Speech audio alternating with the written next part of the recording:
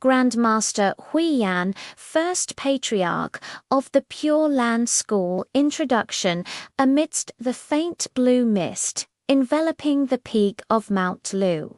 The echoing sounds of bells and wooden fish moo yu reverberated, the golden moonlight reflected on the tranquil Longquan Dragon Spring Lake. On Mount Lu, amidst the clouds, resided an eminent monk in seclusion for 30 years, diligently reciting the Buddha's name with the sole vow of being reborn in the land of ultimate bliss, Sukhavatec. He established the first Lotus Society, Lian Shi. Before his Nirvana, Amitabha Buddha appeared in the empty sky, guiding the master to rebirth. This person is none other than Grandmaster Huiyuan, the founding patriarch of the Pure Land Dharma door in the Eastern Land, China. If you deeply believe in the law of cause and effect, and yearn to be reborn in the Western Pure Land, please subscribe to the channel to hear the miraculously responsive story of this great Bodhisattva of Mount Lu. Chapter I, Life, from Secular Scholar to Enlightened. Dharma Seeker. Master Huiyuan's family name was Jia, and he was a native of Lushan. From a young age he was exceptionally intelligent, extensively studied the classics and histories, and was well versed in Confucianism, Taoism, Laozi, and Zhuangzi. At the age of 21, he wished to travel to Jiangdong to study the Tao with Fan Xuanzi, but due to the difficult journey, his wish remained unfulfilled. At that time, the fame of Master Tao echoed throughout Mount Tihang. Huiyuan went to meet him, bowed his head, and sought the Dharma. Attending the Patriarch Wisdom Dharma Assembly, he listened intently, and his mind was brightly awakened. After listening, he suddenly sighed. The doctrines of the 9 schools are nothing but husks of rice. He, along with his younger brother, Huiyuan, requested to be ordained under Tao An. Tao An joyfully said that the Buddha Dharma in the Eastern Land will flourish thanks to Huiyuan. After receiving the precepts Vinaya, he diligently pursued his studies and cultivation, taking the monastic rules as his teacher. Once someone asked about the meaning of ultimate reality, Tathata Sukhness. He lectured many times but still could not bring them to understanding. He then quoted from the Zhuangzi to illustrate, and the person immediately understood clearly. Tao An permitted him to use secular literature to introduce the Dharma, knowing that Huiyuan had attained perfectly complete wisdom. He often said that the Tao way is the root, and learning is the branch. Those who seek the Tao must take enlightenment as their lifeblood. Chapter 2, Cultivation, Establishing Donglens, Miraculous Responses, Origin of Pure Land. During the Jianyuan turmoil, when the rebels rose up, Tao An was captured and his disciples dispersed. Huiyuan, along with Huiyuan and several dozen others, traveled to Jingzhou, then headed south. Passing through Zunyang, he saw the majestic Mount Lu, where sacred energy converged, and decided to settle there to propagate the Dharma. The place was dry and lacked water. He struck the ground with his monk's staff and prayed, "If this place is suitable for dwelling, please let the dry earth yield a spring." As soon as he finished speaking, clear water gushed forth, forming the Longquan Dragon Spring stream. Later, when Zuniang experienced a severe drought, he recited the Dragon King's scra by the lake. Moments later, a large snake flew into the sky and heavy rain poured down. The local people all gave thanks for his virtuous deed. From then on, Longquan became famous for its spiritual efficacy. He and Huiyuan first stayed at Xilin Temple, West Forest Temple, and later the regional governor Wan Yi built the Donglin Temple, East Forest Temple, for him to lecture on the Dharma. At that time, Governor Dao Kan salvaged a Buddha statue carved by King Ashoka, which he enshrined in Hanxi Temple. Despite surviving a fire, the statue remained intact. Later, when they wanted to move the statue, no one could lift it. Dao Kan came and pleaded with Master Huiyuan. The master sincerely paid homage to the Buddha, and the statue suddenly moved easily. Everyone knew he was an enlightened being with miraculous spiritual power. His moral influence spread everywhere. Yin Zhongken, Wang Mi, and Wang Mo all revered his virtuous conduct and often sent letters to discuss the Tao. Once, Wang Mi lamented, "I am not yet 40 but feel like I am 60, truly saddened by my decline." The master replied, "The ancients did not begrudge gold and jade, they only valued time. They esteemed what they had accomplished, not the wish for longevity." He strictly upheld the precepts and took compassion as his foundation.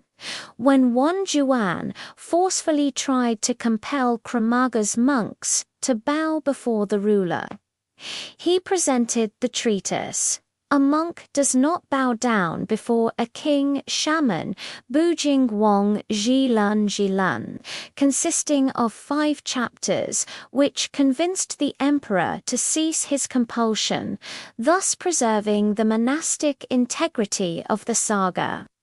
King Yaoxing of Qin heard of his fame, sent a letter of praise, and gifted him a newly printed copy of the treatise on the great perfection of wisdom, Desidu Lun.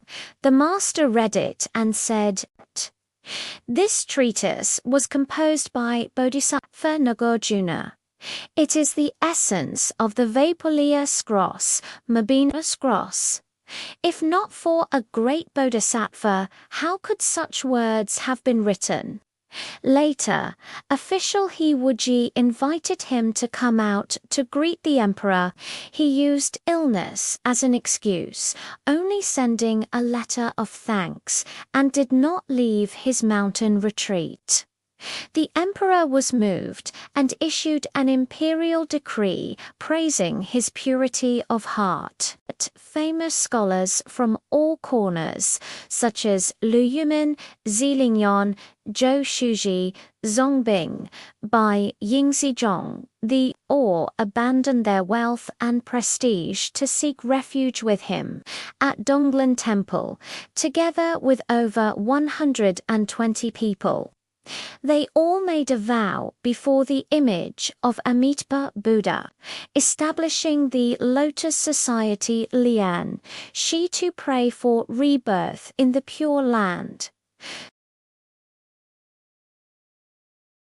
Master, worldly glory is but a dream. I vow to follow you in reciting the Buddha's name and seeking rebirth in the land of peaceful nurturing Enlightened.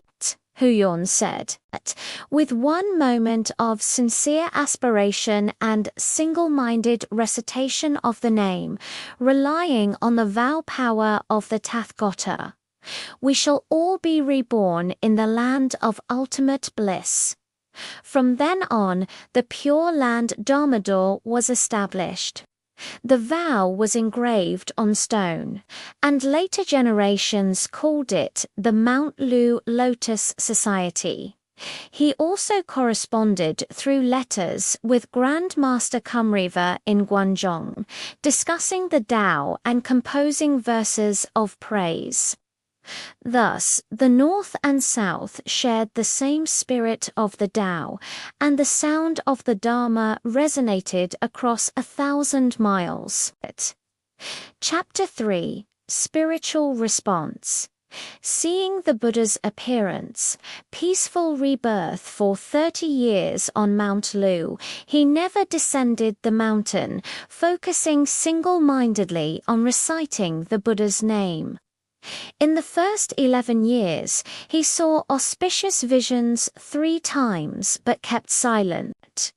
Then, on the night of the 30th day of the 7th month in the 12th year of Yixi, 416 CE, when he entered meditation on the Patriarch platform, the empty sky opened up. The form of Amitabha Buddha appeared in the void, radiating boundless light.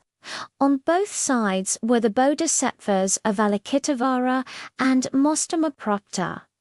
In the light, 14 streams of water flowed down from the sky, spontaneously speaking the Dharma on suffering, emptiness, impermanence, and non-self.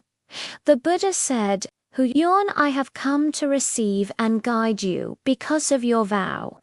After 7 days, you shall be reborn in the land of ultimate bliss." He also saw Buddhayasas, Huichi, and Tan Shun attending the Buddha.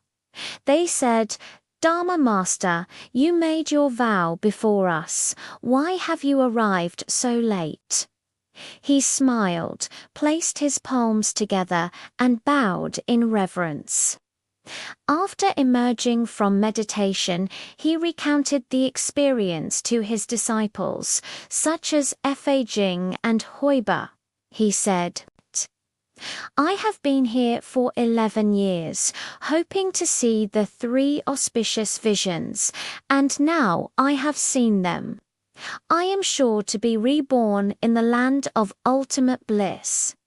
When he was gravely ill, his disciples earnestly begged him to take medicinal wine, but he refused.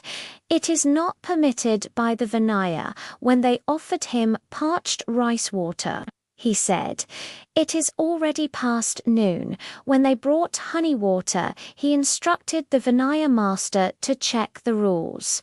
Before the check was completed, he peacefully entered Nirvana. Moments before his passing, he instructed Fa Jing, "In 7 days I will depart. Do not let worldly attachments bind you. Uphold the precepts, concentrate in meditation, and recite the Buddha's name without interruption." 7 days later, he indeed peacefully passed away. A sweet fragrance permeated the mountain, and golden light covered Donglin Temple. Everyone firmly believed that the Buddha had received and guided him to be reborn in the land of ultimate bliss. Conclusion, lesson, and inspiration. A life of purity, a single-minded aspiration. Grandmaster Huiyuan attained the spiritual response of seeing the Buddha appear. This is not just an ancient tale, but a testament for those who cultivate the Pure Land practice. If the heart sincerely turns toward the West, and the Buddha's name is recited with utmost sincerity, the Buddha will surely come to receive and guide. The land of ultimate bliss is not far away. It resides within the pure mind of every person. Final image. Moonlight shining on Mount Lu. Longquan Lake reflecting the image of Amitabha Buddha in the empty sky. Golden lotuses blooming profusely, and incense smoke coiling around Donglin Hermitage. What does the story of Grandmaster Huiyuan make you think about the power of a single, sincere thought? Please share your feelings, leave a comment, and don't forget to subscribe to the channel to spread the flavor of the Pure Land Dharma to all beings.